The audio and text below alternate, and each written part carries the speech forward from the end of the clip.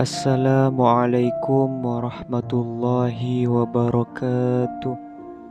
Bismillahirrahmanirrahim. Alhamdulillahi rabbil alamin. Allahumma salli ala sayyidina Muhammadin abdika wa rasulika nabiyil ummi wa ala alihi wa sahbihi wa sallim. Para sahabat AB Studio yang beriman, pada kesempatan kali ini saya akan menjelaskan kelebihan membaca atau mengamalkan sholawat Jibril. Namun sebelum melanjutkan, alangkah baiknya para sahabat mendukung channel ini dengan cara like, komen, dan subscribe supaya kedepannya channel ini terus berkembang dan memberikan informasi yang insya Allah bermanfaat. Sudah kita ketahui bersama bahwa sholawat Jibril itu merupakan salah satu sholawat banyak para kiai, para sesepuh, para wali-wali memberikan kepada santri-santrinya ataupun kepada masyarakat umum supaya dibaca atau diamalkan sebagai wasilah besar untuk menarik dan mendapatkan kekayaan dan kesuksesan. Yang mana sholawat tersebut memang sudah masyhur di kalangan para kiai-kiai dan juga para santri, bahwa sholawat tersebut sangat ajaib dan sangat tajrib untuk kita ambil wasilah dan mengamalkan untuk menggapai kebahagiaan di dunia dan kebahagiaan di akhirat. Maka adapun kaifiahnya, kaifiah cara pengamalannya, karena banyak sahabat-sahabat kita yang mengamalkan sholawat tidak sampai kepada hajatnya sehingga hasilnya sia-sia, akan tetapi tetap mendapatkan pahala. Yang tidak tercapai ialah sesuatu yang dihajatnya dan sesuatu yang dicita-citakannya. Syarat yang pertama yaitu harus kita ketahui pada diri kita bahwa di saat kita mengamalkan sholawat Jibril ialah untuk menarik sebuah hajat kesuksesan, kekayaan, atau ingin membayar hutang. Harus ada pada diri kita, harus tertanam pada diri kita sifat yakin. Kita yakin seyakin-yakinnya di saat membaca atau mengamalkan sholawat dengan bilangan yang besar, bilangan yang banyak. Dengan wasilah sholawat ini hajat saya akan tercapai. Misalnya kita menginginkan harta, maka Allah Subhanahu wa Ta'ala akan menyampaikan harta kepada kita. Jika kita menginginkan kesuksesan dengan perantara sholawat ini, maka Allah Subhanahu wa Ta'ala akan menyampaikan kepada kita. Jika kita ingin terlepas dari hutang ataupun ingin jabatan dan lain-lain, itu syarat utama yang harus ada pada diri si pengamal sholawat Jibril dan amaliyah-amaliyah yang lain. Kalau tidak ada keyakinan, ada keraguan di dalam pengamalannya, maka sia-sialah yang kita dapatkan. Misalnya kita menginginkan harta, menginginkan jabatan, atau menginginkan yang lain, maka Allah Subhanahu wa Ta'ala tidak akan memberikan kepada siapapun yang meragukan kehendaknya. Syarat yang kedua ialah kita harus menumbuhkan rasa mahabbah, rasa cinta. Menurut para kiai-kiai yang masyhur, sholawat Jibril berbunyi Sallallahu ala Muhammad, Sallallahu ala Muhammad, Sallallahu ala Muhammad.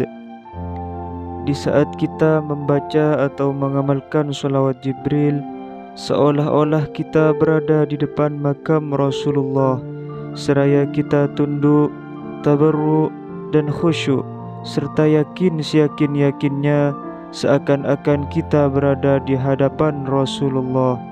dan seakan-akan Rasulullah melihat kita dan kita juga melihatnya.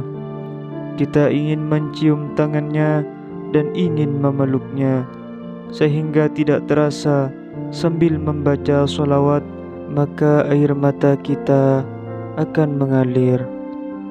Kita tumbuhkan, kita bangkitkan dalam hati rasa mahabbah, rasa rindu, rasa cinta terhadap Rasulullah sallallahu alaihi wasallam sambil kita membaca sholawat dari puluhan, ratusan, bahkan sampai ribuan.